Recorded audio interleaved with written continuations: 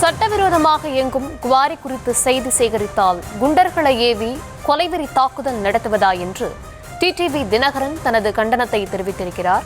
விவரங்களை தர இருக்கிறார் செய்தியாளர் சுப்ராமன். வணக்கம், விவரங்களை வழங்கலாம். வணக்கம். தமிழ்நாட்டில் இந்த சட்டவிரோத கல்குவாரிகள் என்பது தொடர்ந்து செயல்பட்டு வருகிறது. இதை நியூஸ் தமிழ் தொடர்ந்து வெளிச்சத்திற்கு கொண்டு வந்திருக்கிறது. அந்த வகையில் தான் இன்று கரூர் மாவட்டம் கிருஷ்ணராயபுரம் பகுதியில் இருக்கக்கூடிய குவாரியில் சட்டவிரோதமாக கல்குவாரி நடப்பதாக தகவல் அறிந்து செய்தியாளர் மற்றும் ஒளிப்பதிவாளர் அங்கு சென்ற நிலையில் அங்கு திமுக சட்டமன்ற உறுப்பினர் பழனியாண்டி தலைமையில் 60 பேர் கொண்ட கும்பல் அவர்களை கடத்தி சென்று மிக கடுமையான முறையில் தாக்கி தற்போது அவர்கள் மருத்துவமனைக்கு அனுமதிக்கப்பட்டிருக்கிறார்கள்.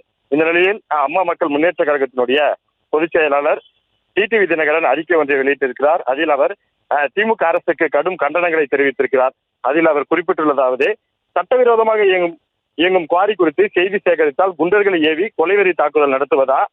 திமுக சட்டமன்ற உறுப்பினர் பழனியாண்டி அவர்களின் அராஜக போக்கு கடும் கண்டனத்திற்குரியது.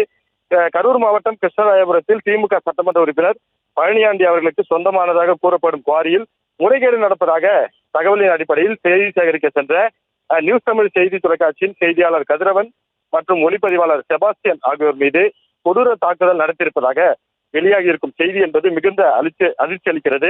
தனக்கு சொந்தமான குவாரியில் நடைபெறும் சட்டவிரோத செயலை அம்பலப்படுத்தியதற்காக 50க்கும் அதிகமான குண்டர்களை ஏவி நியூஸ் தமிழ் தொலைக்காட்சியின் செய்தியாளர் மற்றும் ஒளிப்பதிவாளர் மீது கொடூர தாக்குதலை அரங்கேற்றியிருக்கும் திமுக சட்டமன்ற உறுப்பினர் பழனியாண்டி அவர்களின் அராஜக போக்கிற்கு கடும் கண்டனத்தை தெரிவிப்பதாக அவர் தெரிவித்திருக்கிறார். அதே போல கொள்ளைகளில் தொடங்கி பெண்களுக்கு எதிரான குற்றங்கள், போதைப் பொருள் கடத்தல் மற்றும் விற்பனை, கட்ட பஞ்சாயத்து என பல்வேறு குற்ற சம்பவங்களில் ஈடுபட்டு வந்த திமுகவினர் தற்பொழுது சட்டவிரோத குவாரிகளையும் நடத்தி வருவதன் மூலம் குற்ற சம்பவங்களோடு திமுகவினர் பிணைந்திருப்பதுதான் திராவிட மாடலா? கல்குவாரிகள் எனும் பெயரில் கனிம வளங்களை சுரண்டி அண்டை மாநிலங்களுக்கு கடத்தப்படும் சட்டவிரோத செயல்கள் தமிழகத்தில் தொடர்கதையாகி வருகிறது. அதனை செய்தியாக பதிவு செய்ய முயன்றோர் மீது நடத்தப்பட்டிருக்கும் தாக்குதல் ஆளுங்கட்சி சட்டமன்ற உறுப்பினர் என்ற அதிகாரத்தின் மூலம் ஒட்டுமொத்த பத்திரிகையாளர்களும் ஊடகவியலாளர்களும் விடுக்கப்பட்ட அச்சுறுத்தலாகவே இது பார்க்கப்படுகிறது. சட்டவிரோத குவாரியை நடத்தியதோடு அதனை செய்தி சேகரிக்க சென்றவர்கள் மீது கொடூர தாக்குதல் நடத்திய திமுக சட்டமன்ற உறுப்பினர் பழனியாண்டி மீது நடவடிக்கை எடுப்பதோடு படுகாயமடைந்து மருத்துவமனையில் அனுமதிக்கப்பட்டிருக்கக்கூடிய நியூஸ் தமிழ் தொலைக்காட்சியின் செய்தியாளர் கதிரவன், ஒளிப்பதிவாளர் செபாஸ்டியன் ஆகியோருக்கு உரிய சிகிச்சைகளை வழங்க வேண்டும் என்று அவர் தமிழக அரசிற்கு அந்த கோரிக்கைகளை வலியுறுத்தியிருக்கிறார்.